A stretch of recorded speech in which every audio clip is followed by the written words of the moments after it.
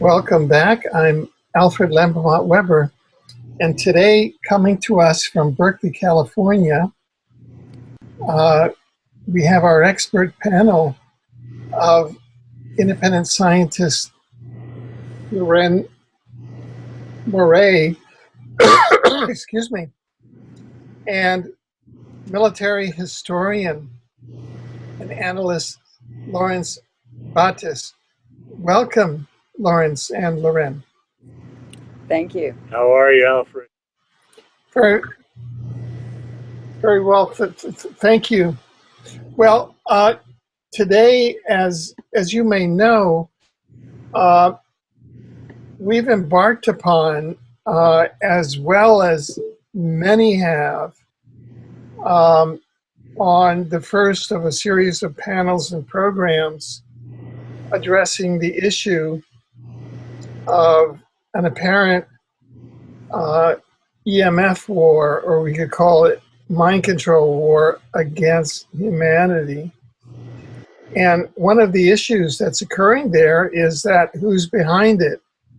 And so there are various ways of looking at what's behind it. And certainly one of the concepts that is coming up more and more is that of an inorganic artificial intelligence that is in competition with humanity and the living biosphere, and that apparently wants to take it over in the manner of a parasite that takes over a host. So today we'll be looking at that. Loren and Larry, you've put together some of the solid historical and scientific background going back to World War II, because we'll be looking at an EMF and mind control war, whether by artificial intelligence, by AI and trained organizations and individuals against humanity.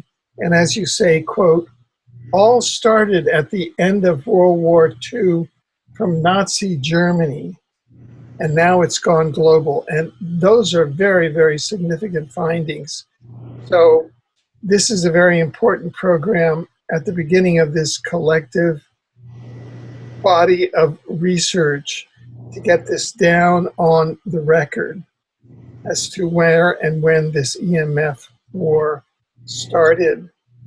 And I know, Larry, that you have been looking at a Raytheon patent, and that goes all the way back to 1945 that had a function in this. So perhaps that's a good place to start.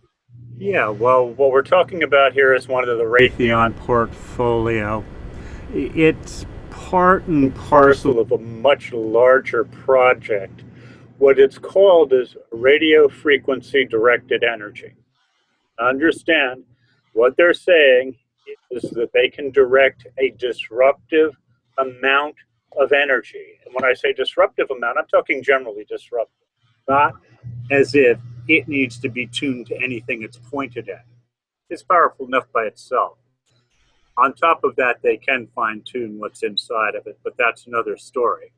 As far as the rest of this goes, that's radio frequency. They make it very clear inside of the patent itself that if it's anywhere on the spectrum, these technologies can be adapted to it and can be used to project it, with questions of size and scale, how big it is or how small it is at any given moment. It scales up and it scales down beautifully. It's the next iteration, or the next few orders of magnitude of power in this system that they're developing.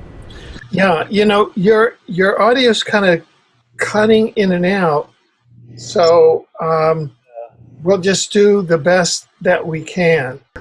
Yeah, it's unfortunate. We have to use a passel of special gear in order to try and get any kind of a clean signal here, as people who've been listening for any length of time knows. It's just a wrestling match. We carry on. Yeah. But it is outside interference. Yes, this is outside interference by parties who do not want this information known out in the public. And we're also in the middle of the Jade Helm program, which is a military exercise that started in mid-July 2015. And we're now at August 17th, 2015, so there are about 2 more weeks left. But it is an artificial intelligence exercise across the whole southern states of America, from California to Florida and all the states in between, mostly along the border states, but it does include some others. And the polite fiction in all of it, of course, is that when they're finished, they're going to roll up their tents and they're going to take it all home. That's a load of baloney. Every one of these is a rollout for a next iteration of some technology or another, and the testing phases, the dose response phases, if you will, the what condition is the public in now phase. Right. Okay, well, take us through this, the patent, the Raytheon patent history of patents itself is patent number, United States patent number 7629918B2. It's the explanation of a transmitter receiver, a binary system. But the largest point is that what it is transmitting is a disruptive energy that need not concern itself with what it is that is being targeted, because the energy is such that it will disrupt the target. Disruptive energy is what they're sending, and they've got this down to a fine science now. The object was to get it from the LAWS, the laser weapons system, what it is they used to shoot down MH17 with. That was where the big public rollout happened. And to get this system, which is huge, I mean, you need a ship just to carry it around for a number of reasons, including its size, the amount of energy you have to generate and put inside of it just to get it to work, and the fact that its targeting system is a secondary system that was used in order to tune up the Aegis, the high-speed revolving turret guns that protect ships in close. The aiming systems for those are the aiming systems that were transited over and reworked in order to make LAWS work. Well, the point of all of it is that the moment that you go to a secondary system, something that's outside, you have to start collimating, registering. You have to get the two of them into a synchronous operation. All of it's very high overhead, and it reduces the efficacy, the effectiveness of the gear that's in question. So what they've done here is they've taken all of it and they've collapsed it into the single unit. So they've taken the targeting, all of those systems, and they've folded them right back into the transmitter system so that it's all coming out of the same antenna sets. That cures you of having to collimate anything. All you have to do is have some forms of signal separation, and these forms of signal separation can be done through frequencies and polarities. It is how they do them, and it's a question of what frequencies they send across. And once again, that becomes merely, to this technology, and it's stated quite clearly in the patent, that is merely a question of what antennas are being employed and what form of energy is being transmitted, and this is quite a broad spectrum. Right, so it's applicable not only to tracking and missile defense systems, but also to biological systems. Well, they state quite categorically and for the record in the patent that biological systems are on the menu. So if you look at the history of this was a 1945 patent. No, this patent is a recent patent. I see. They pulled this all together between 2004 and about 2012 is the span of time that they utilized in order to pull this level, this next iteration of the technology and the interactive systems together.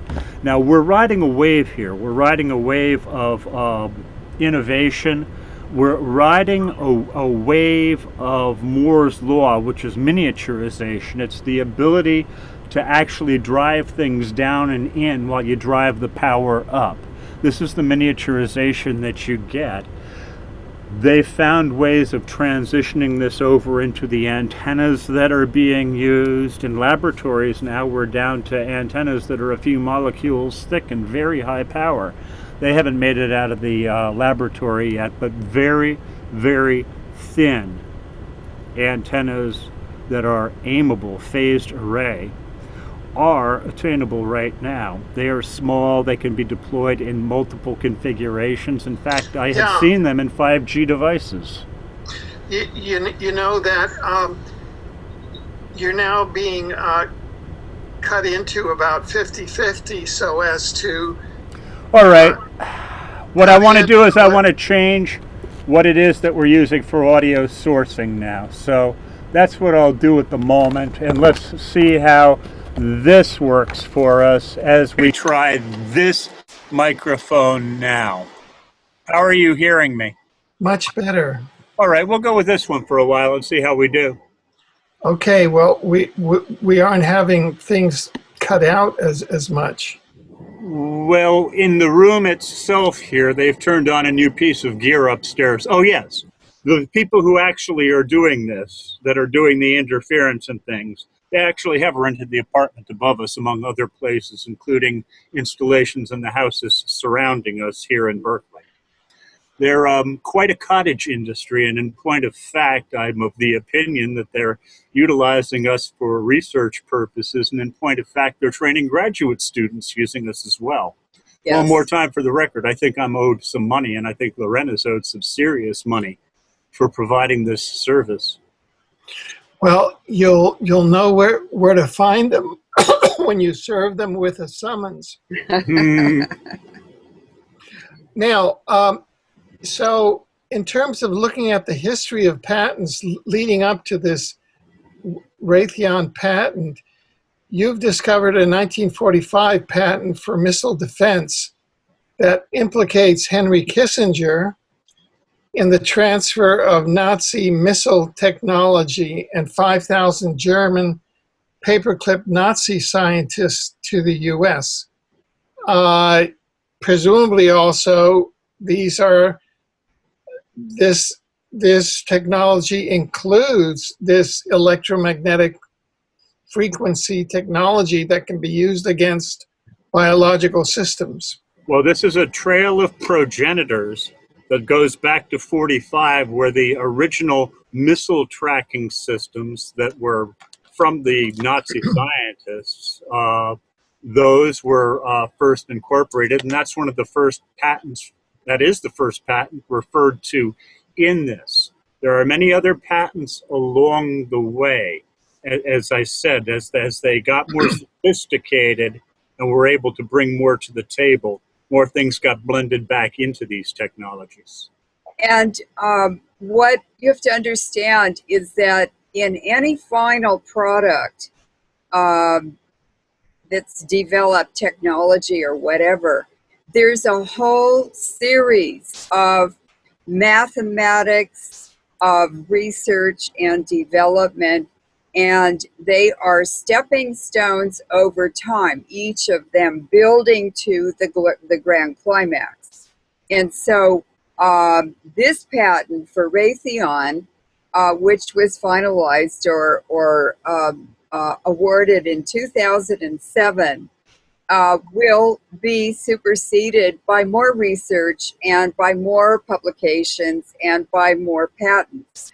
And it's a whole system of moving forward into more and more complex, more and more miniaturized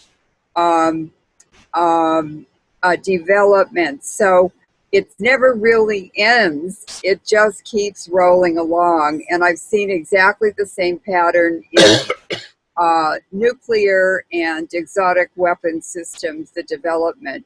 So this came out of Germany, out of the Nazi government and Hitler, but it's all traceable to the Jesuits and, of course, the Habsburg Empire. And then the ancient Iranian bloodlines that actually created the Jesuits and controlled the Habsburg Empire, because they created that also. So we're just looking at a slice in time in terms of weapons development, and also in terms of these technologies that are being applied to biological systems to finally make it possible to enslave humanity and give them complete control over the human race. Yeah, there's no way you can trivialize this slice of time we're discussing right now. We are on a cusp. This is the changing of the age. This is the transition between two ages right now that we're in the middle of. Right, right. Now, one of the technologies that at first glance you might not think of it as a technology, an EMF, electromagnetic technology, for use against biological systems, but that's the cell phone, which apparently that's its primary use, is as a weapon system, not as a communication system, although we humans tend to think of it as smartphones. The designers and the owners of the system see it as something else. And you've done research back into who owned the patents on the German cell phone during World War II. Could you talk about that? I'd just like to say something for a second. The biological systems are also electrical systems. They're run on electricity. And so what they're doing is using artificially created frequencies to attack natural frequencies that make life possible in living things. And so these communications devices that people are using, you know, media and communication, cell phones and everything, are actually being weaponized in order to attack living systems. They can do any number of things.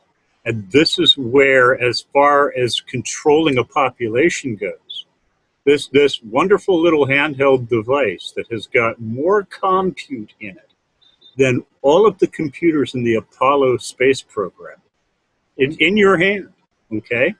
It isn't there really for you. You're never going to write a program that accesses all of that. You'll use some video programs that access a lot of it. But as far as it goes, there's always a little bit more there under the hood than most people are aware of. Now, in the social media context, this is where they enforce political correctness. Now, an enforced regime of political correctness is a form of slavery. This is how you moderate the society that you want to operate.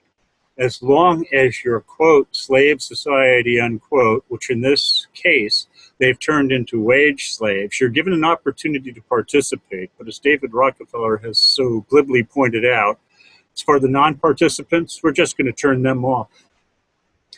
And what you were asking about, Alfred, or alluding to, is the cell phone system. That concept also came from Nazi Germany.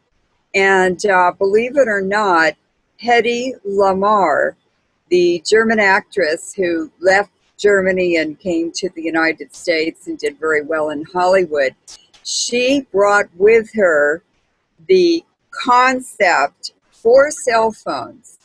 And as a very young woman and a very beautiful woman, she had been invited to a lot of parties and dinners and so forth with Nazi officers and probably other people too. And she overheard them talking about this concept about cell phones, where you have independent points that transmit to other independent points. And it was a concept for the military. She brought that to the United States, and she actually held a patent on it until the patent expired. I think it was 30 years or something. And the U.S. government knew about it, but they didn't want to buy it from her. They waited until the patent expired, and then they used it. And Motorola, as Larry told me, was all over it in the 1960s. So they got the patent for free. Right, right. And what you found also, I think, was that there was an interlocking with IG Farben. Big time. Yeah, and could you go through some of this? Yes. IG Farben was even involved in the 1919 or 1970 Spanish flu. 30 million people died.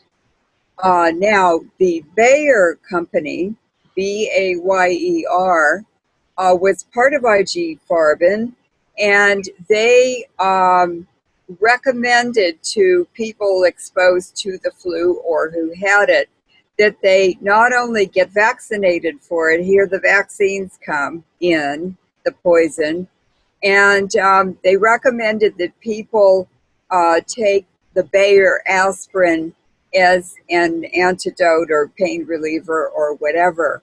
And what people didn't realize was that the vaccine interacting with the aspirin was actually a biological binary weapon. In other words, it caused a lot of deaths also. It accelerated the death rate. So not only were there military applications that came from Germany after World War II, but there were also biological weapon systems and concepts that came through big corporations into the United States. And Bayer, or it's also Bauer, B-A-U-E-R, is directly related to the Rothschilds. The Rothschilds' name, family name, before they changed it to Rothschild was Bauer. And the template for all the nuclear weapons programs in World War II were funded and transferred from Austria, part of the Austrian, the Habsburg Empire, to all the countries that had nuclear weapons programs in World War II, and they were all transferred by one chemical engineer from Vienna, Fritz Hansberg, and he was funded and mentored and supported by a industrialist and bankers from Pittsburgh named Mr. Winter. And Mr. Winter, I traced him, was from Darmstadt, or a German town, and that's where in Hesse, and that's where the Rothschilds originated from. So his parents' middle family name was Bauer, indicating that all of them were actually Rothschilds. And probably Bayer, a pharmaceutical company under IG Farben, was also a Bauer company. Right, right. Now, could you explain more about other patents as it refers to the electrical grid, i.e., for example, with a cell phone, which incorporates patents, you're creating a worldwide electrical grid financed by the victims in the grid, who are the cell phone users who are getting mind controlled and also probably induced with cancer. So it's part of depopulation. Could you explain those dynamics? Most assuredly, yeah. The antennas that I was talking about, this Moore's law overtaking everything electronic, that drives the size down and drives the efficacy, drives the power up by orders of magnitude. Well, when you get down to these flat phased array antennas and you start putting them into the smaller devices, they actually can cause quite a bit of local disruption on their own. But remember, these things are all connected to towers. All of these towers intercommunicate, and they intercommunicate both with the devices that are being utilized, with each other, and with their parent systems in order to make all of the negotiations necessary to keep that signal moving. All right, so you've got all of this compute, all of this intelligence already in place, and all of it is feedback and modulation for signals, which is exactly what this is all about, is what signals do you send, where do you send them, how are they modulated, what frequency are they at? Now, they've done the studies at Davis on the mind control. They've done plenty of studies on other things like cell permeabilities, how digestive tracts work. All of these studies have been done, and they've all been done in order to find out what electronic principles, what electrical principles can be brought to bear in a weaponized fashion. Now, there's a concept, there's a blanket statement that has been made by the military about what their entire point, what it is that they're intending upon accomplishing now. And this actually has been in place for decades. It's been in place ever since pretty much World War II. Courtesy LeMay and the crazies over at RAND put it into play, and it is called full spectrum domination. Now, it sounds lovely, and everybody starts thinking in terms of the marvelous graphic that they can make, but kids, this is no joke. When I say full spectrum, these guys are looking for anything, anywhere that they can weaponize, and there are lots of things that they can weaponize. Weaponized light. They've weaponized any number of different radio frequencies.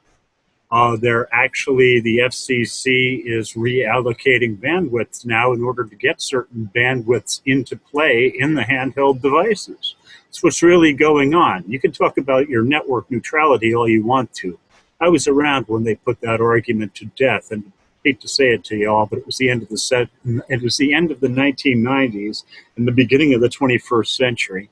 Network neutrality is something that is now legislated and doled out on an as-needed basis. And what you'll find is that it will be legislated away over time as more and more of these technologies become well-known and have to be legitimized, and laws have to be made to say that, yeah, okay, yeah, that's happening, and yep, it's going to happen some more. Because that's the way that they are legislating these days. They're legislating your Constitution right out of existence.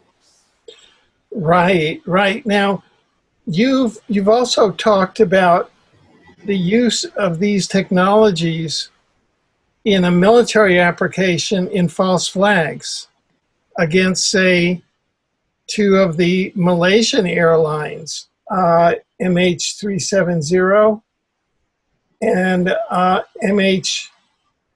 MH17, that these electromagnetic weapons, which may be using patents in another context for mind control applications, are also being used as kinetic or directed energy weapons. Could you talk about that? Well, MH370 is the classic. I mean, this was a product demonstration for couldn't tell you how many different countries, 130 at least. Different countries got a high-level weapons demonstration of, well, remember when they said that Star Wars wouldn't work and that Ronald Reagan was out of his mind? Well, Star Wars works, kids, and that's what it's called. It's called laws. And what Larry's referring to is military exercises, joint military exercises were underway in Thailand when MH370 was shot down deliberately as a new weapons demonstration to the 25 government militaries that were represented in Thailand. And Lockheed Martin Marietta had just done their press releases and on this new weapon system called LAWS, L-A-W-S, Laser Weapon System, and they wanted to demonstrate it to those military and potential customers. So that plane, MH370, took off from Malaysia. It was shot down over the South China Sea as soon as it entered Singapore airspace. Now, Singapore, there's something wrong. Not worry about it. Singapore is the headquarters in Southeast Asia for the CIA and MI6. So the fact that it was shot down in Singapore airspace gave those two countries, their intelligence agencies, the job or the jurisdiction of doing the investigation. Now, also involved was Inmarsat, which I'd never heard of, a satellite system that jumped in on about the third day and took over all of the media coverage throughout the world and completely perverted it and mixed it all up. The good information, accurate information, always comes out in the first day or two and then it disappears. So the Inmarsat satellite system was started by the Dutch military. And they bought a radio station. They wanted to start tracking ships around the world. And they developed it into the Inmarsat Satellite Corporation or Limited with the headquarters in London. And those satellites map and do surveillance on and track every ship on the ocean. And with these two crashes, MH17 and MH370, they had planned or hoped to create a new tracking system for all airplanes, which would bring them much more revenue because there are many more planes taking off and landing every day than ships.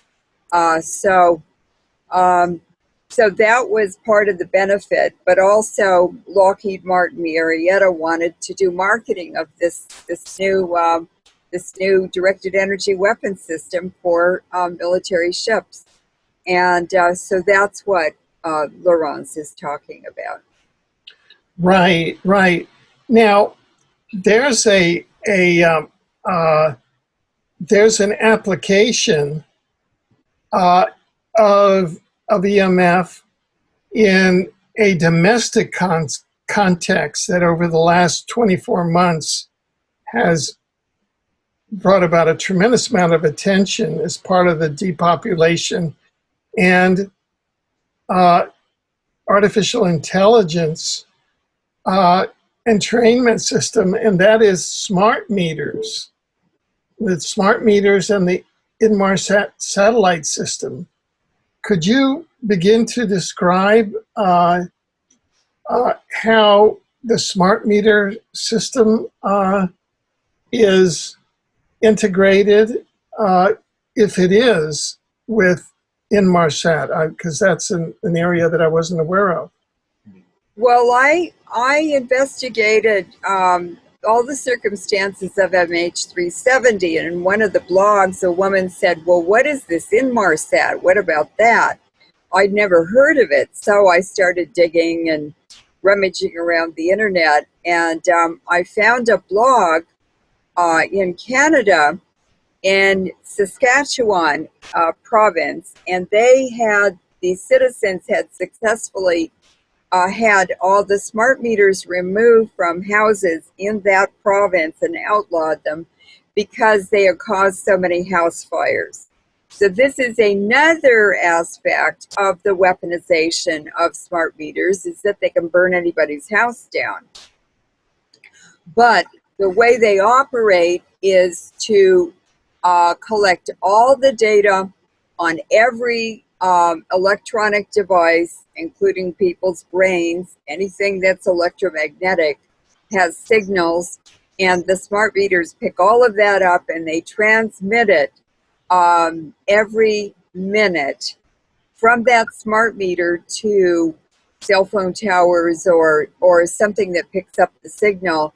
All of that data goes to, now it's ships that are offshore with warehouses on the decks, and they're full of servers.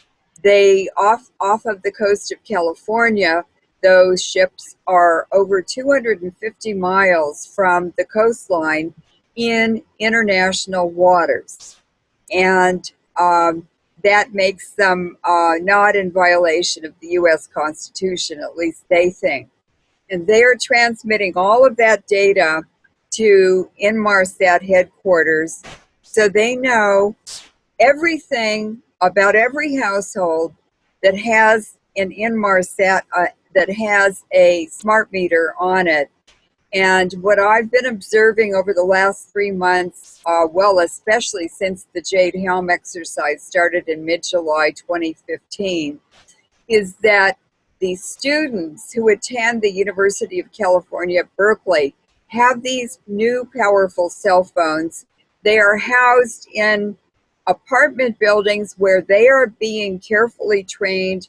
They're under surveillance, they're protected, and they are, I've observed them out on the sidewalks connecting their cell phones to the smart meters on everybody's houses.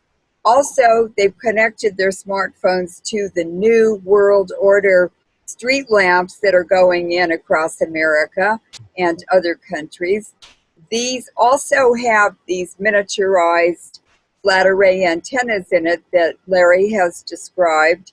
And the also cars are now outfitted with hidden antennas, and they can gang stalk in groups of cars, just drive by people's houses and attack them. And other devices also are hooked up to this whole system. It's a whole network of total surveillance and the ability to attack anyone they want, including killing them.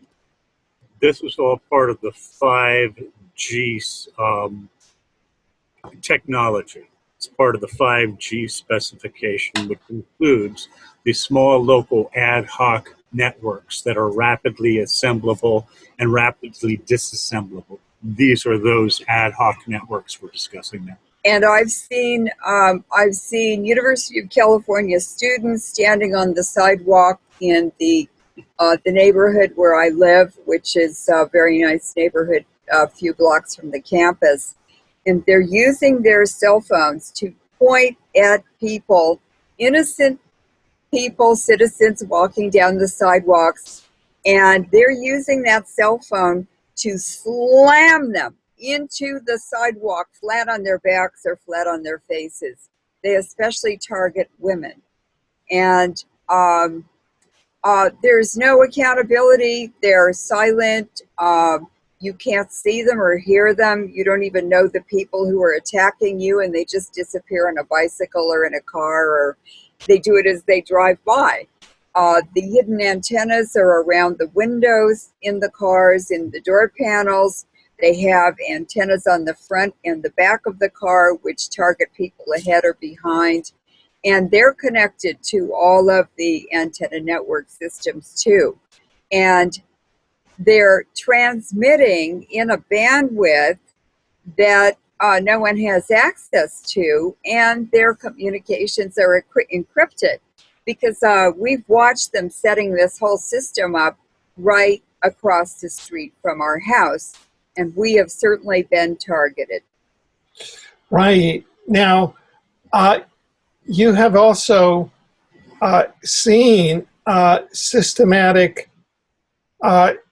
depopulation against the in the medical area, against older retired populations. Yes. Could you talk about that? Yes, I noticed about 3 or 4 months ago, maybe 6 months ago, that People of retirement age in the Berkeley area, in the neighborhood and shops that I go to, that more and more of them are walking with canes, and not one cane, they're walking with two canes.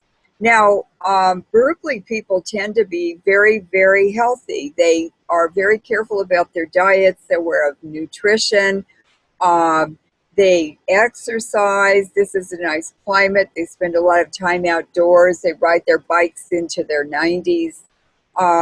So I was really shocked because I know a lot of these people. I went to anti-war demonstrations with them and church events and films, and I know them quite well. Well, all of a sudden, I'm seeing them in a couple in their 60s or late 50s who were healthy a year ago, and both of the couple are walking with two canes in each of them. And a woman who used to come to anti-war demonstrations, she was just a quiet, nice lady, well-groomed and proper and everything. And maybe she'd hold up a sign sometime, anti-war sign. But I was really shocked, Alfred, when 2 months ago I saw her walking with a cane. In the last 3 weeks, I saw her coming into the Berkeley Public Library, which is probably the most used public library in the United States. And she was in a walker, so crippled, she could hardly get from the elevator to the checkout desk. I was really shocked, and I saw her on the bus. She got on the same bus that I was getting on, and I went and sat with her, and I asked her what had happened, and she said, I'm getting off at the next bus stop, and it'll take a long time to explain, so I'll have to catch up with her another time. But I noticed they are, and Larry pointed this out too when I brought it up, they are attacking the legs and the knees and the ability to be mobile in this retired age group. And it has to be because they're on pensions, they are benefiting from medical care through government programs. They're exempt from the Obama administration's new health plan, which just bankrupts everyone and provides very little service. And so they're being targeted and basically assassinated with these EMF frequencies that can mimic any disease, they can cause any disease, they can disable in any part of the body they want to. And they're just also, that age group is the healthiest age group of all age groups in the United States because they had the least exposure or none in utero to the nuclear bomb tests. America has one of the sickest populations in the world because of all the nuclear technologies that have been illegally introduced, illegally used, and illegally funded by a government that has a national and international policy of genociding as many people as they possibly can. Right, right. Now, also, you've been able to document this EMF warfare against the population going on at public storage areas. In Berkeley especially, people who own valuable property or choice sites or locations in Berkeley are being assassinated by the university. And one friend of mine, his wife was very healthy and suddenly got a brain tumor and died. Her son inherited the house. He was immediately attacked around his knees so that he was crippled and in his 30s, could hardly walk. And I said they have to be after his property. And I know the University of California thinks nothing of stealing property, because I was here and working for the chairman of the geology department at UC Berkeley. I was a staff scientist at the Lawrence Berkeley lab where they're developing the smart meters. I've seen everything. And my boss, who was chairman of the geology department and a provost at Berkeley, said, oh, my friend is this retired geologist that we all knew.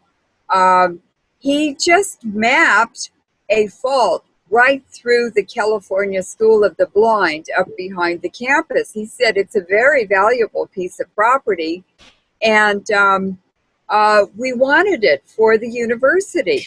So I told him to map the San Andreas Fault right through the middle of this beautiful campus and beautiful buildings, historic. And so the University of California, Berkeley stole it from the School of the Blind and relocated them way out near the Livermore Nuclear Weapons Lab, which is radioactive, and next to a prison.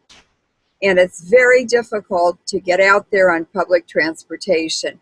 So basically, they took the School of the Blind away from the blind people in this area of the San Francisco Bay. And they do this over and over again. They give people brain cancer because they cured brain cancer at the Lawrence Berkeley Lab. And they use the linear accelerator and the other experimental nuclear physics devices to cure people of diseases, but they also know how to give them the diseases with that same technology. And they could use it both ways, and they do. So this is theft of people's property, theft of people's intellectual property, theft of people's free lives, theft of their constitutional rights. And the Livermore Nuclear Weapons Lab arranged for the kidnapping of my daughter, my only child, when she was 13 years old. And I've seen her 2 or 3 times. She's 31 years old now. Zephyr Maria Papin, a fantastic natural violinist who was ready to join the California Youth Orchestra and tour the world. She was such a fabulous violinist because she loved it, and it was a natural talent. And they kidnapped her, and I've only seen her 2 or 3 times since then. And I was also awarded a UC President's Mentoring Fellowship in the early 1990s, $20,000 for a PhD program at the University of California at Davis. And I was awarded that fellowship from the UC president as one of the 5 most promising scientists on that campus, students. And they also wanted to make me a student regent. And they started using those frequencies on me. I got crippled in my knees. I could hardly walk. I had to drive 150 miles a day to go to the Davis campus from Livermore, where I lived. And they took everything away from me. They broke into my campus office and stole all the checks that I had been paid for helping on different student programs, bringing students into science, and I never saw that fellowship at all. They stole it all, and they're very good at it. They have no qualms about it, and that's their main industry. It's stealing from people and assassinating them. Right. Now, you've even gone in Berkeley into the health food stores and the herbal pharmacies. Could you talk about what you found there? Yes. What I found was that in the grocery stores that are very health centered, and this is organic food and also vegetables and fruits from all over the world. Also, no junk food in the grocery stores. Those stores and the former co-ops that are now, for instance, the San Francisco Herb Company has been turned into a dried herb company that sells medicinals, different kinds of teas, which are also medicine, and essential oils. And when you go in there now, the clerk suddenly disappears into the back room and then comes back, and he's turned on the EMF to attack you with. They also use cars. The police run all the EMF gang stalking in cities, and they'll have cars parked outside along the sidewalk that blast you through the windows. They surround your house with them and blast you night and day. And it's incredible what they're doing. If you go to a healthy grocery store, if you go to a healthy herbal store, even the head of the store, the owner, will get out his cell phone and blast you. It's just completely insane. And the only thing that can account for it, that can explain it, such illogical and pathological behavior, is that these people are entrained with artificial intelligence through their cell phones. Right, right. And could you talk a bit about how about the technology of gang stalkers and how they're deployed, what the gang stalkers are, how they're controlled, and how they're deployed throughout trains, subways, buses? Let's start with the psychology of this, because there are a variety of different types of gang stalkers.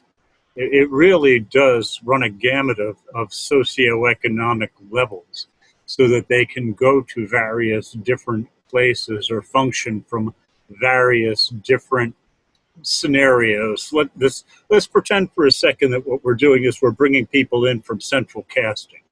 And now, in order to go to a certain part of Oakland, you need people from central casting who look a certain way, act a certain way, and think a certain way. Well, they have those people on tap. They've got people on tap at the various different socioeconomic levels, all the way up and down the ladder. I mean, I was driven out of the information technology industry. I was driven out by a reasonably sophisticated plan. It really took advantage of the fact that I'd hunkered down inside of one mid-sized corporation, and I'd built a very, very good system there that I thought would get me and the company through.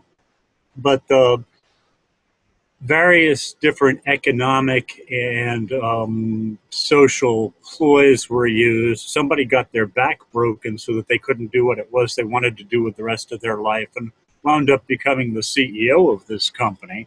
There's all kinds of things that happened there. But anyway, they'll create the scenarios as they go. The decision was made that this company was going to be taken over by the United States Navy. It was.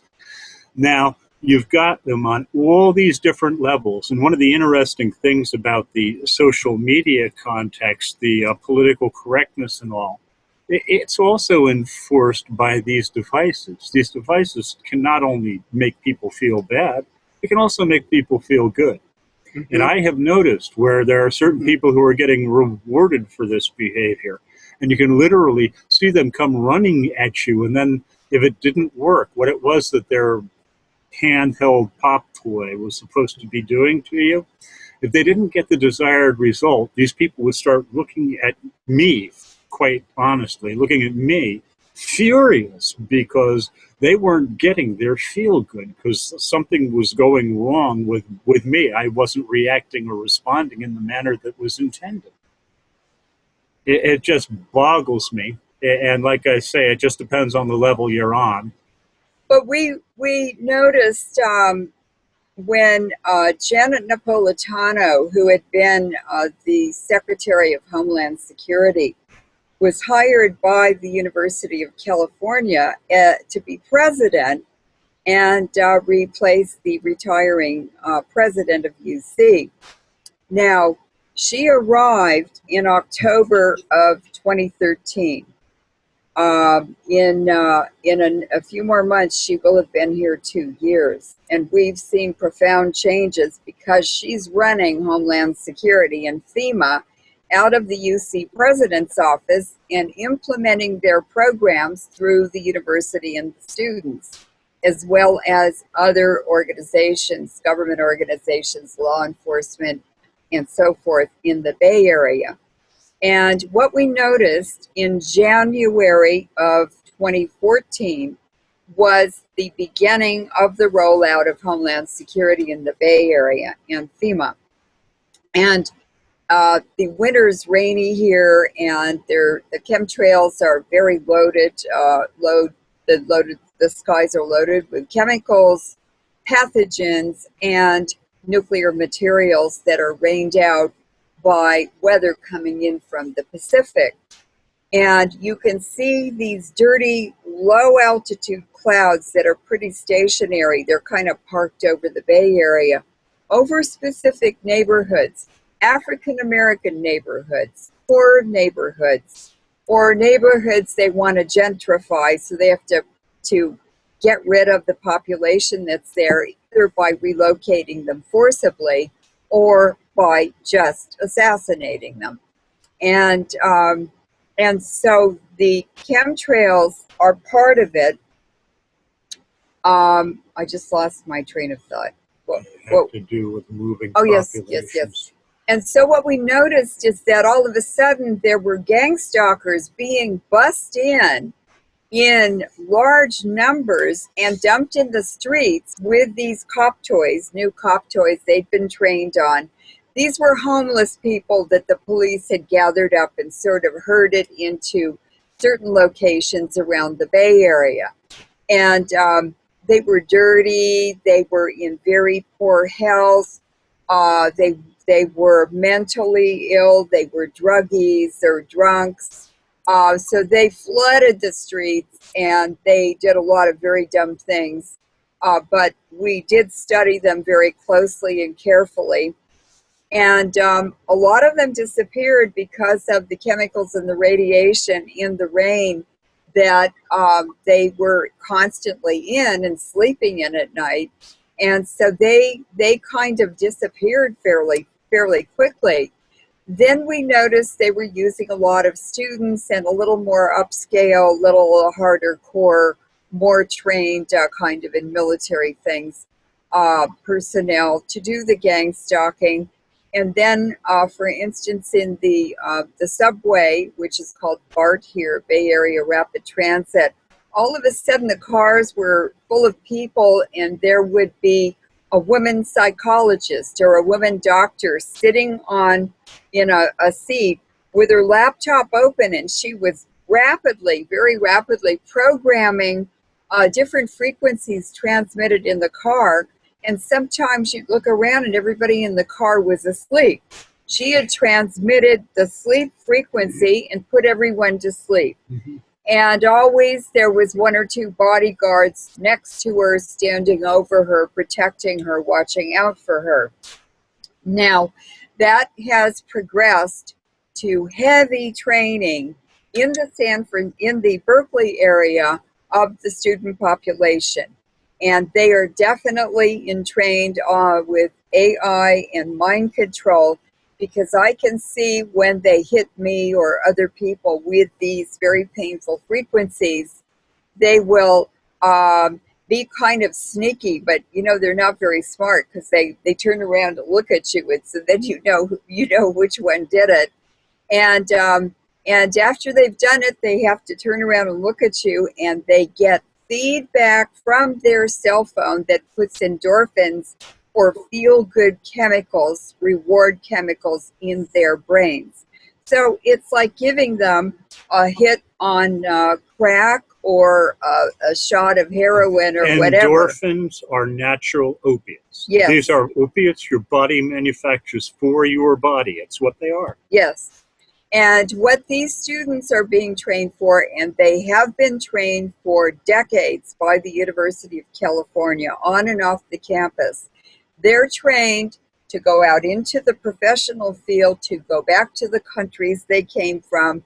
A lot of them are George Soros Open Society funded, and they're trained to go back to foreign countries and overthrow their own governments, They are being trained in the United States since the what was the Occupy movement was a colored revolution in the United States, and we could hear them talking at parties at night through our windows, and they are openly gleeful and bragging about how they're going to overthrow the United States government. We've recorded it. We've recorded it, and they also are hanging flags, the Knights Templar flag from the Crusades era, and the California flag and the United States flag. They're hanging them on the balconies of their apartments facing the street, and they're turning them upside down or backwards, indicating that they're going to overthrow the U.S. government.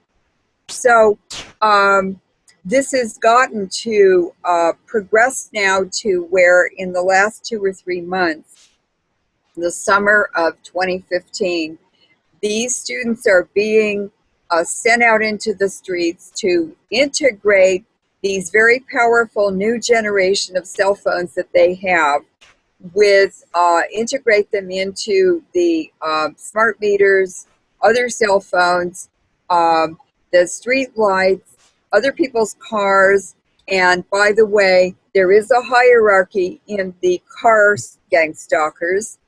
The Prius and the hybrid cars are the preferred cars because they have very large batteries in them, and they can transmit for a longer period of time without the battery dying. So they're parked outside our house a lot all night long and all day long while we get bombarded by them. You could tell a real man by the size of his battery.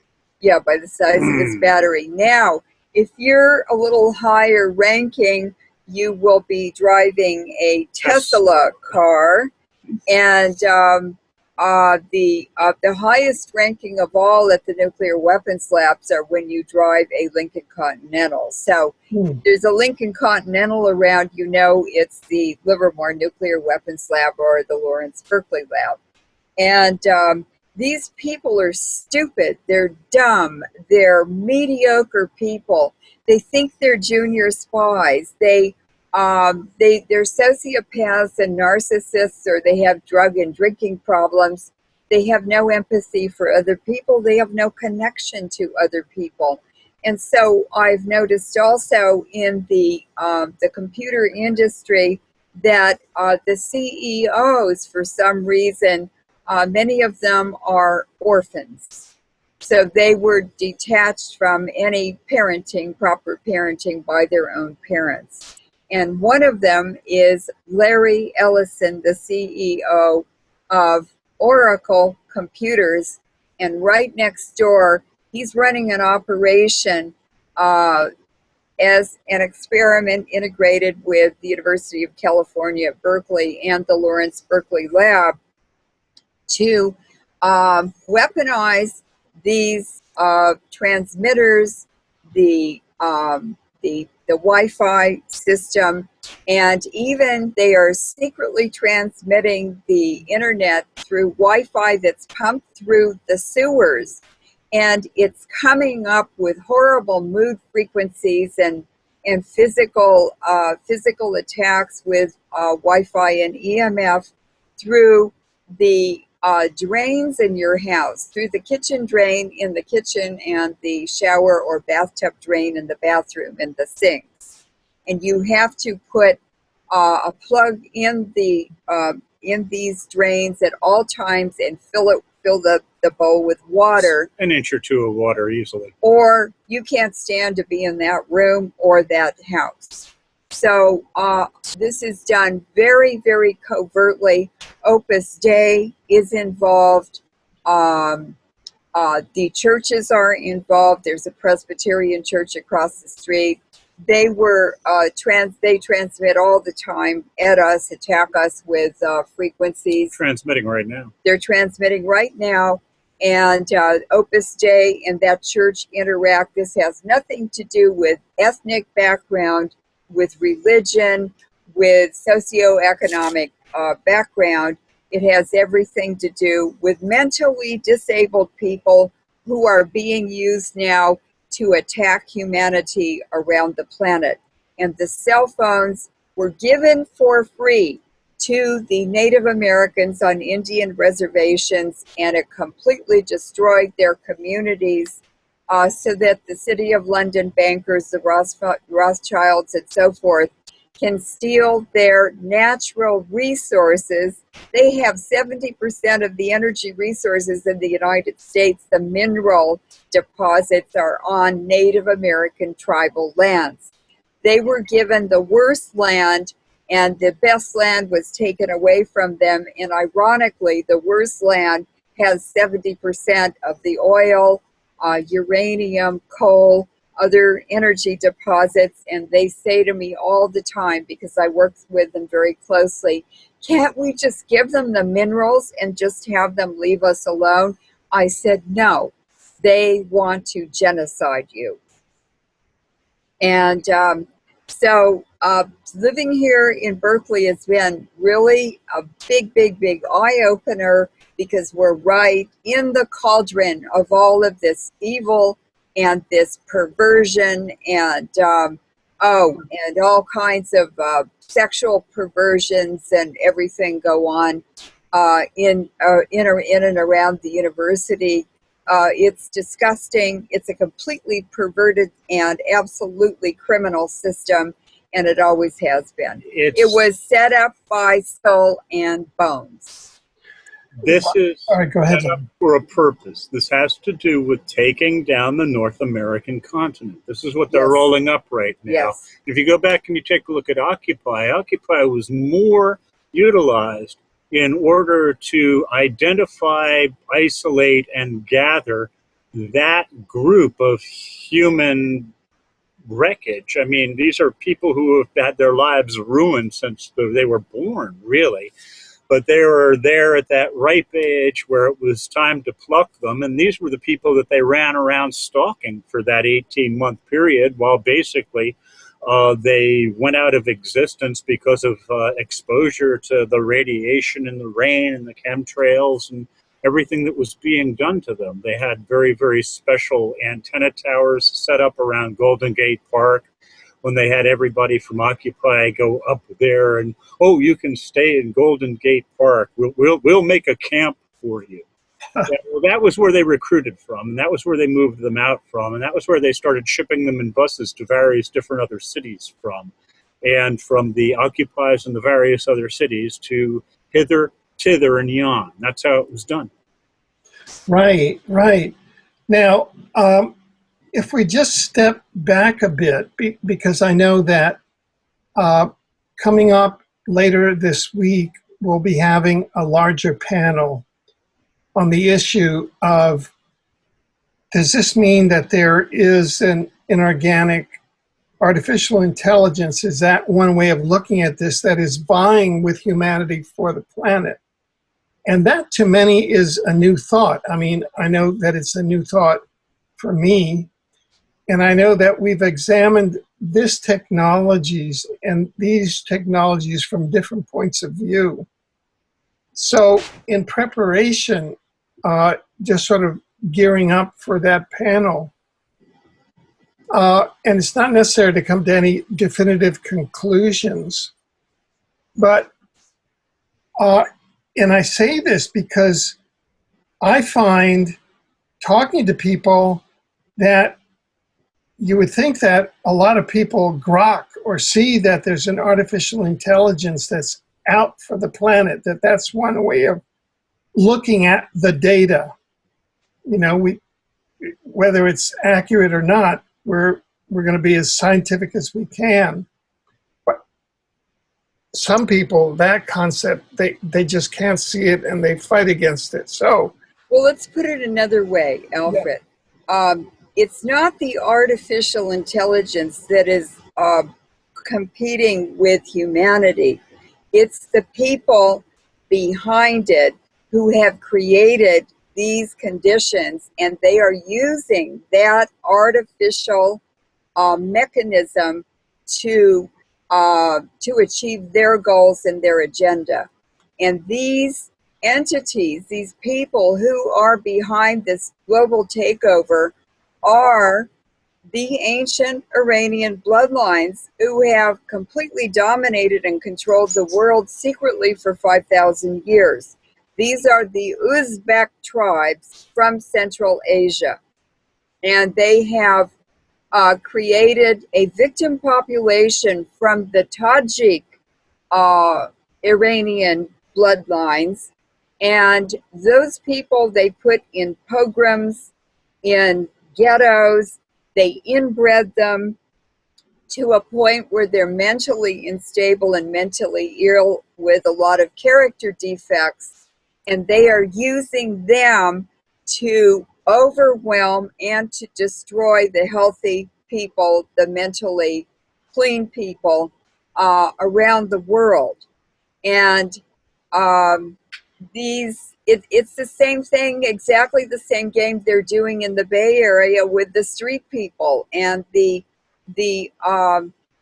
people who've been damaged with nuclear technologies. It's exactly the same mechanism, and it's kind of like Who Flew Over the Cuckoo's Nest with what that was about, where the crazy people were in charge of the sane people in the asylum.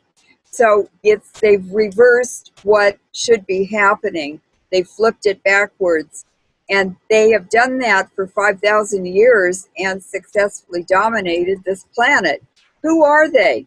Well, Fidel Castro is from an ancient Iranian bloodline. He's not Spanish. He's not Mexican. He's not even Cuban. His father came from Spain, but he was born in Piacenza, Italy, and they are the Dukes of Castro, one of the bloodlines that were started by Pope Paul III or Alessandro Farnese. The Farnese means Iranian. The Pallavicini family bloodline in Italy. The Medici family in Italy. All of these with a chi on the end, that means stock or bloodline.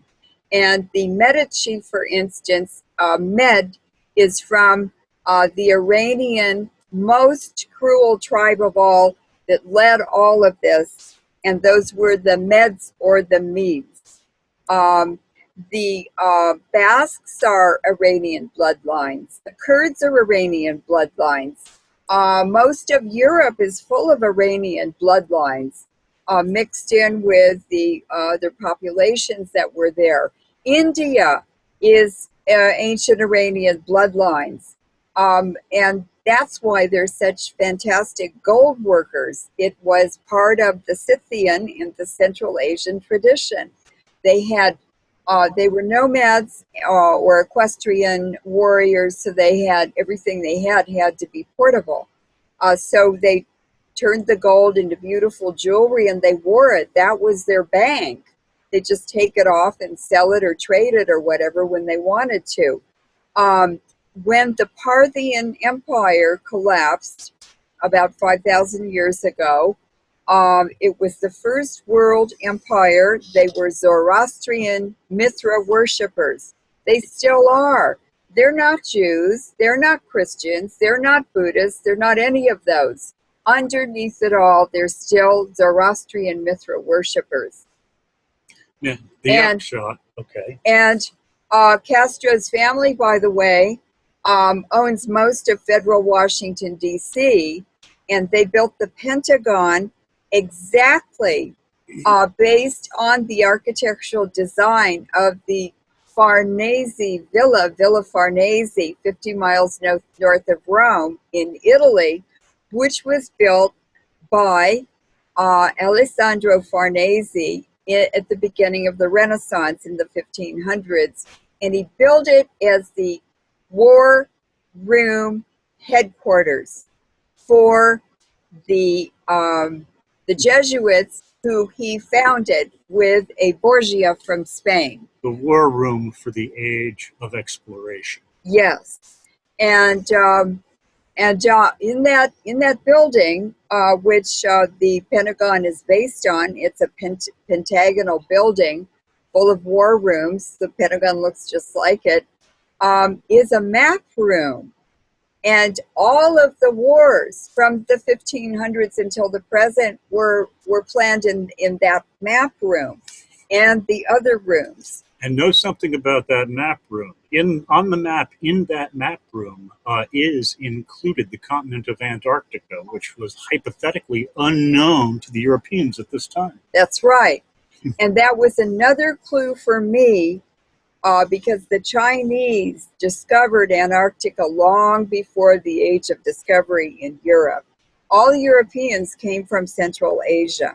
It's not the other way around. Yeah, the Chinese went around the world, in case anybody's wondering. The Chinese had gone around the world. They discovered all the continents. They gave Magellan the maps for North America, and he went across the North Pacific and discovered. He wasn't the first one, but he landed in the area of Alaska and Canada, and the natives there still talk about him. They have legends and stories and everything. So I knew when I saw that Antarctica was on their map, in that map room, I knew that the Jesuits headquartered there had been put there and created by the Farneses, who had traded for thousands of years as the best silk producers in the world. And these ancient Iranian tribes, the Uzbeks and Tajiks, had the finest silk and damasks and dyeing and weaving and everything in the world. And the Chinese traded horses with them to get the silk. They traded horses with the Mongolians they traded silk with the Mongolians to get horses for the Chinese wars.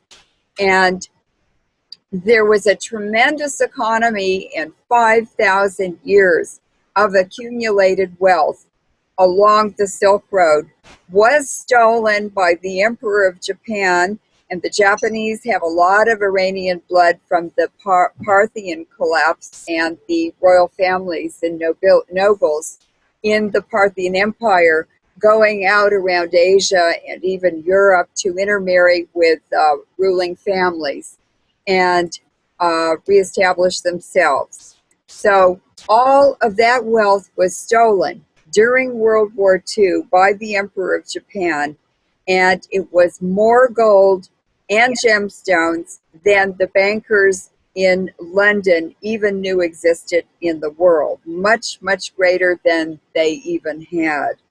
And so we see Putin in China now, but especially Putin or Russia, reestablishing a new economy. The Western economy is being collapsed, and a new Silk Road economy is emerging. And these technologies, very same technologies, EMF technologies that we're talking about, are being used to create this transformation. So this technology was used in the explosion in the harbor area, the warehouse area of Tianjin in China, just 90 miles southeast of Beijing. And 700 tons of sodium cyanide was burned and exploded and released. There were a number of nuclear events that occurred, fission events or neutron bomb events, because these warehouses where this fire and explosions occurred in belonged to an American company started by former Army military retirees in North Carolina. And that cyanide, sodium cyanide, was probably to be used in the Tian Shan gold belt, which is in China, and it extends. It's a mountain range that's full of gold, all the way down to Kyrgyzstan, Tajikistan, and Uzbekistan, and that's where the greatest problems and war and attacks are occurring right now by ISIS. ISIS is a created independent military organization funded and controlled by the Anglo-American Permanent War Crimes Racketeering Syndicate. So not only that, but 9/11, the attack on the World Trade Center, Hurricane Katrina, the Sumatra earthquake, the Kobe earthquake, all of these, the earthquakes in the Himalayas, these are all created by these technologies, the very ones we're talking about. And HARP is one of the weather modification, tectonic warfare, nuclear tectonic warfare weapons that we've talked about that is global. And I'd like Larry to explain that how the whole Earth's magnetic field and the Van Allen belts are now weaponized, and they have antennas in them already, the U.S. Navy. There are 9 British mind control bases in Antarctica. The Russians have 7 bases there.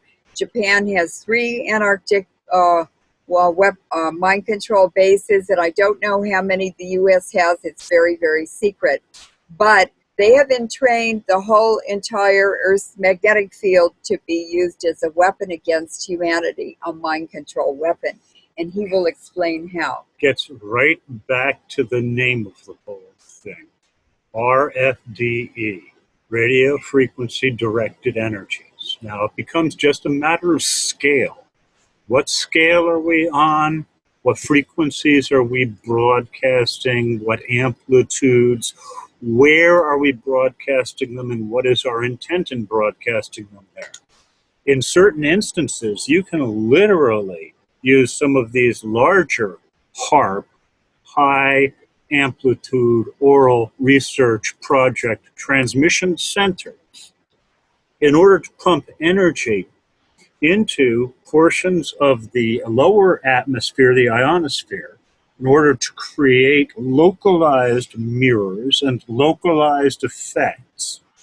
And these mirrors quite literally are energy dense. They do not, energy will bounce off of them and go in an angle of incidence direction from that bounce. That's the reason for putting them there. They can literally lever them right onto the Van Allen belt now, and they can set up a harmonic so that what you have is a stored frequency that is being increased. And at the same time, you make a pair of mirrors that reflect both up and down. This becomes important down the road because it becomes something that you can also bounce other energies and other frequencies off of. And it has to do with how the frequencies are composed, and the word is going to escape me now, unfortunately, but the polarization and how they are polarized. And so what you have to have is you have to have some form of a radio transmitter. You have to have some form of an antenna.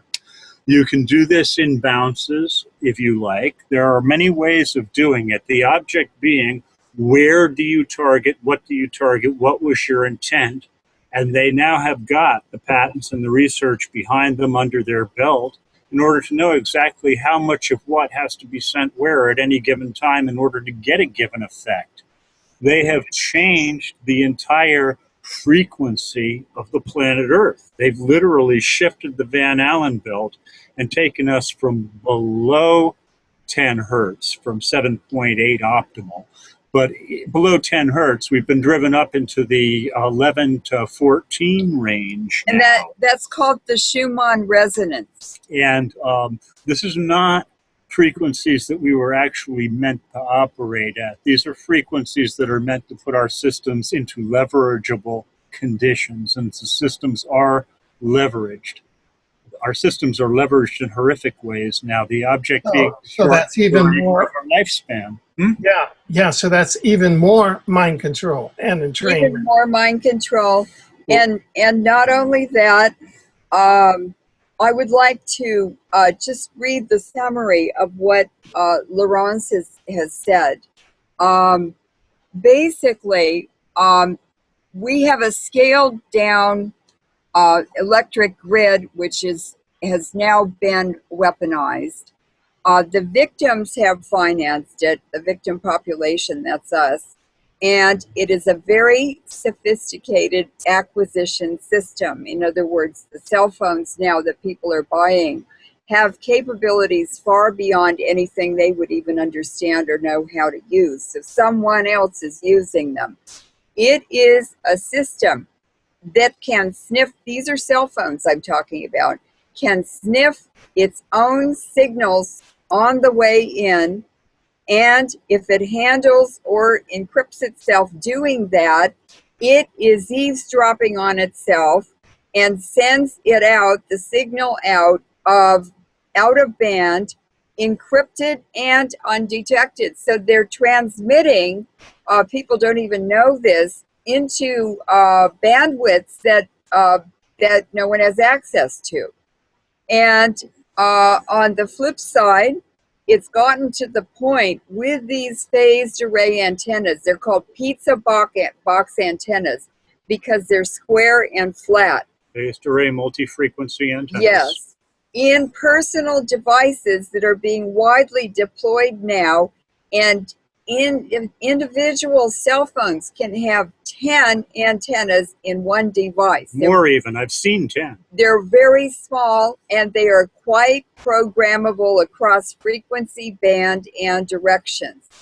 Cell phones now are computers, and this started with the iPhones and when iOS Androids came out. So that's a summary of what he's been describing. Right, right. Now, to get back to this kind of overall question that we put to the panel, and this is not for a definitive answer, it seems that what you've been describing at the systemic level is really an overarching artificial intelligence, and how it would, from an overall system point of view, deploy itself around the planet. And to confirm and affirm and validate what you're saying, they're now planning to do a global electrical grid. In other words, controllable from one location.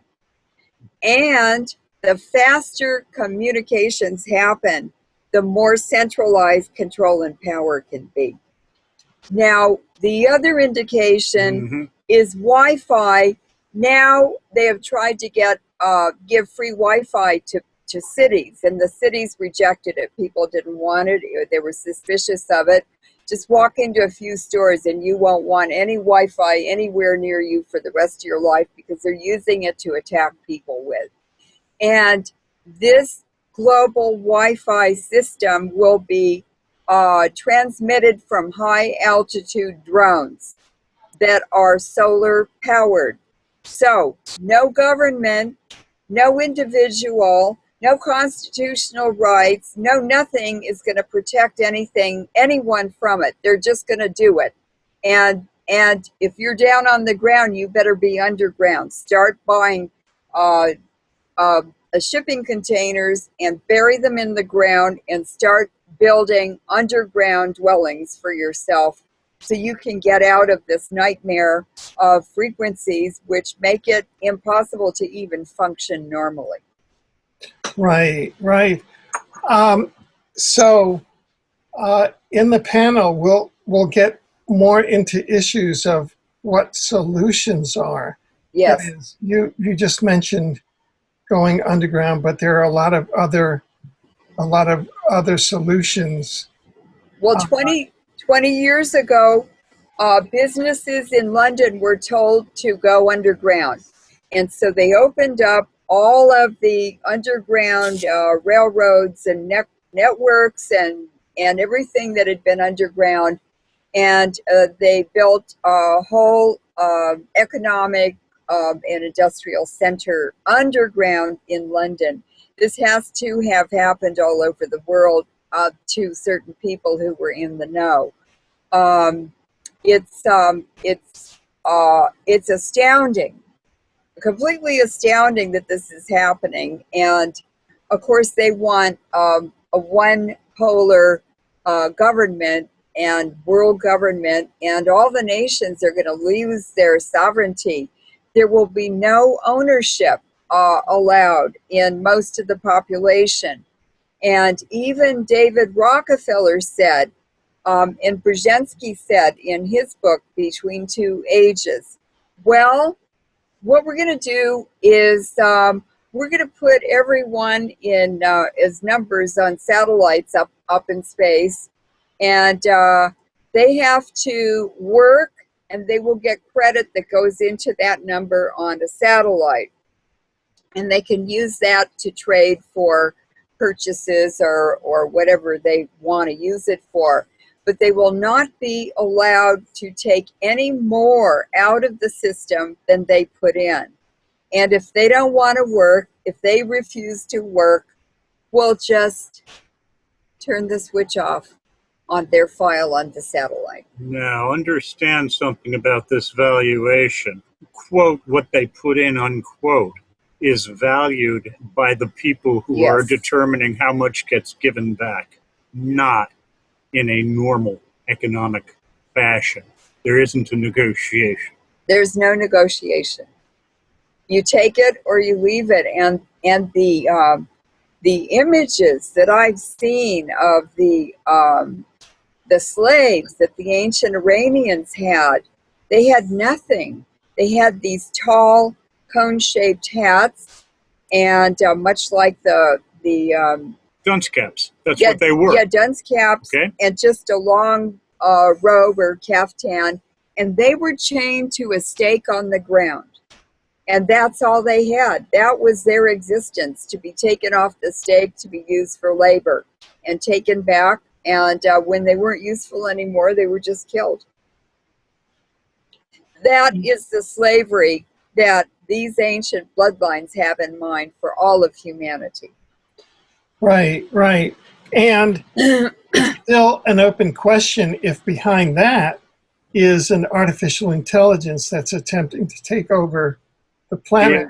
Yeah. Because if that is the case, then our strategy in counteracting and saving our species, which is not artificial intelligence trained, it's entrained to a divine soul and a spiritual source, is going to differ than if it's just bloodlines. Understand something about these bloodlines, as you put it, that this is very, very ancient stuff. This is breeding program stuff. You don't necessarily think of these people as being exactly the same genetic material we are. There are way too many years involved in this bifurcation that's already occurred. And these people have further bifurcation in mind presently as what they've got in mind. They call this transhumanism, by the way. All of these bifurcations, these degradations of humanity have to do with essentially removing those natural gifts that were given to us. I mean, we were a medley of frequencies and harmony. That's what human beings were. And everything has been done throughout history in order to knock that apart, in order to degrade the stock to a level where it's malleable. To destroy free will and spirituality. And if you think that these individuals are going to give over control to anything, including one of their tools, no, this is not what they have in mind at all. If anything, what they're going to do is they're going to use their victim populations to continue the experiment to see just how mechanical human intelligence can be made. And when they've finally got the lab rats loaded onto silicone, they may actually try and load a few of themselves across. Time will tell about that. Well, but as far as it goes, if you think for a moment that the malevolence, that the willpower behind all of this is going to be transferred from these individuals to some machine or another, and they're not going along for the ride, forget about it. And what they've developed for the end game, if they lose the power and control, is CERN. And a Manhattan Project scientist, Marion Falk, who trained me for 10 years and said, you will be my spokesperson against nuclear technologies, but you can never make a mistake. You have to be completely correct about science, about what you say.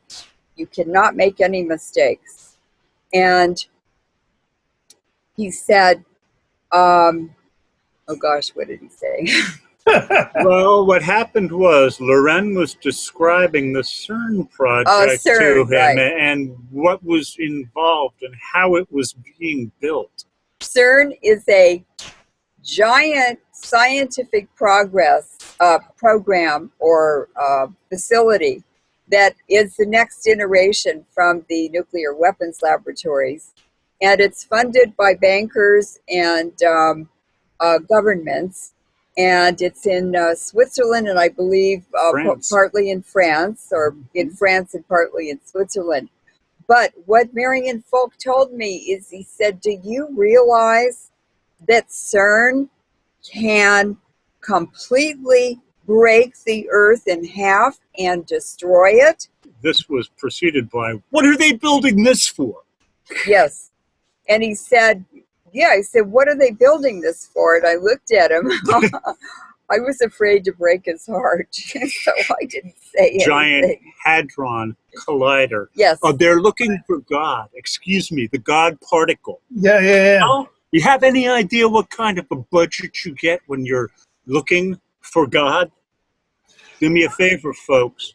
Start looking inside yourselves. Actually, just reverse it, because it's all reverse of what they say, and they're looking for hell, the ultimate hell that could ever be conceived or imagined. And it's unthinkable that human beings could destroy this entire planet and turn it into stardust, but they can. But they can. Okay, we're coming to the end of this segment, but I have this question for each of you, because as you said, we're at August 17th. We're coming to the end of Jade Helm, and then in September, it looks like, you know, with the declaration of these global post-2015 development agendas, etc., it looks like this regime that you have been describing, this assault upon the human spirit, upon human beings, upon Homo sapiens, and upon the earth, is ramping up. The question is this: where are we in all of this, and do we have a chance to survive, according to you? Loren, maybe why don't you try it? I believe that they've miscalculated, and for any rational person to think that some scheme like this would work, to dump the whole planet and everything living on it upside down and think that it's a positive thing or they're gaining from it, it tells me how frightened they really are. And I think that people should not be afraid. We're not saying this and making people aware of this to frighten them. We're informing them about dangers around them, and in their own way and in their own time as individuals, they will begin to find solutions to counteract this. There are a lot more of us than them. And after all, they're completely insane. They're obsessed. They are not logical. They're emotional. Or they don't have any emotions at all. When you really look at them and talk to them and observe them, they have dead eyes. They have no feelings. They have no spirit. they've killed themselves. They're walking dead.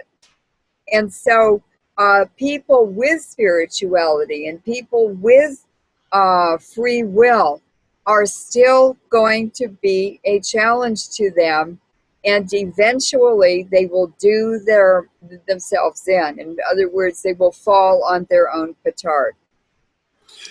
And I think many, many, many more people are aware of this danger now because of the internet. The access to this information has been very, very restricted. I don't know how I figured all of this out, but I quit reading stuff and listening to people, and I started following signs and symbols.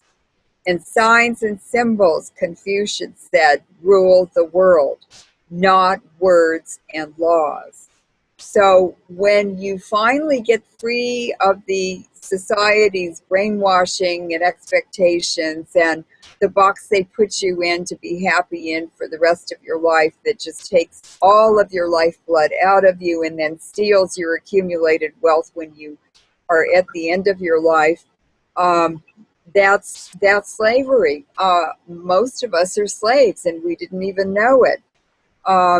So when you begin to look inside, when you begin to look for solutions, when you begin to let go of the material world that is all false anyway, that's the candy, that's the lollipop that got us to join their game. And you go inward and you begin to connect, you'll start connecting to the right people. And other people will come and help you never even knew of before, because you're on the right frequency for survival and for survival of other people too, a community. And I think the answer is awareness and education, which we're doing now, and then just the self-organizing of humanity. They will find their way out of this. Personally, for myself, I see it as a timetable that they have put mankind on. And there are certain serious breakpoints. There are switches they have thrown now that can't be thrown back. Fukushima is one of the largest of the switches that has been thrown. There is no way of resetting that. There is no reset. So what we have here is they have made a calculation, and the calculation they have made is that the time to pull the trigger is now. Now, what they're banking on is that mankind is not going to wake up, is not going to rear back, stand up on its good two legs, and step on their neck again, because this has happened to them before.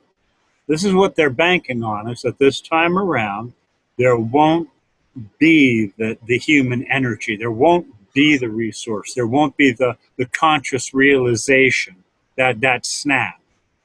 And it has to do with how they've poisoned the population and how they are manipulating the population now. Personally, I see it as conditioning. All of this is conditioning. I'm actually stronger now than I was 18 months ago in many, many different ways. Your focus, your ability to think through it. If either you're going to give into it or you're going to work your way through it and you're going to work your way around it. And for those of us who are willing to actually do the work to get out of the media stream, you have to pull your face out of that media stream. That's one of the first things, because that's disinformation central. It will disinform you on facts. It will disinform you on interpretations. It will give you frames of reference, and it will preclude other frames of reference which reality can actually be observed through, so that you're never actually able to rationally and comprehensively think something through and get to a correct answer. All of this is done for you, and it's done in all of these medias. So at a certain point in time, you're going to have to turn around and go back to hard, cold, what I learned, what I know, what I can extend forward from that basis. You have to separate the wheat from the chaff. In other words, you have to get rid of the social media bullshit, the mainstream media bullshit. the 24/7, 365 news stream bullshit, the governmental bullshit, these things that are being jammed essentially down your throat that remove any rational or meaningful context from what it is you're observing, because essentially these governments have been co-opted by their militaries and are now in the process of executing on full spectrum domination of their civilian populations. I think I can sum it up in one word, Alfred. And the word is KISS. Is what? KISS. KISS. Keep it simple, silly. And then you'll discover sophistication. Yes, simple, simple, simple. You have to take things down to their lowest common denominators before you can do the math correctly. That's it. You have to break all of this stuff down first, and then you're able to put it back together again so that it makes some rational context that can be acted upon. Because what they've done is to disorient us and to distract us with distractions that they control and they make. We don't need most of what we have, and we don't have what we really need. Right, right. Well, this has been a program with an extraordinary breadth and also a documentation starting immediately after World War II, coming from Germany. And I know, as we'll find out on the panel, that this also is congruent with other research in the AI area, that time period may have been the World War II German and all of that area may have been the time when the AI began really to aggressively move in on the planet, the whole, let's just call it the Rothschild century. Talk about a family that's entrained to AI. It's the Rothschilds, it's the Bowers, it's information. It's also the Jesuits. It's information. Yeah, why they steal libraries. It's why they also. steal. Yes, Well, where can our viewers who want to follow through in depth, where can they follow your work? Well, Laurence has made a very, very beautiful website with truth and beauty that everyone can understand, science that is made transparent so everyone can understand. And it's called Moret.info. And you can go to that site and you can put your name on the emailing list for news alerts and notices when new interviews come out. There's an archive of many, many papers and documents that I've written and researched. Everything is documented. Some articles have 100 references, so people can go in more deeply into topics that are discussed in the papers. It's really an educational website, and it's a great adventure. It involves history, deep history, cultures around the world. You'll learn things that you never knew before, and you will really become empowered and aware of much more than just normal socialization allows you to know. So don't be afraid of anything. Join this community and enjoy this library of knowledge and enjoy your time instead of in front of TV or the media or things that leave you hungry and with a gnawing pain in your stomach, even if it's about intellectual things. And false senses of security. And false senses of security. There is no such thing as security. There are no guarantees. And free falling through life, living in the moment, the past is over and the present isn't here. So living in the moment, where you are and what you are and who you're with, is the most important wise thing to do if you want to survive this with the least amount of pain and with the greatest success at coming up with answers and solutions. And we're all in this together, so share it with everyone around you. Thank you. Thank you very much. And I want to thank you both and for being here today. And also, I want to thank you in advance for your time on the upcoming panel on artificial intelligence. It's a subject that we're tackling. So thank you again. Thank you, Alfred. You're welcome. Good enough.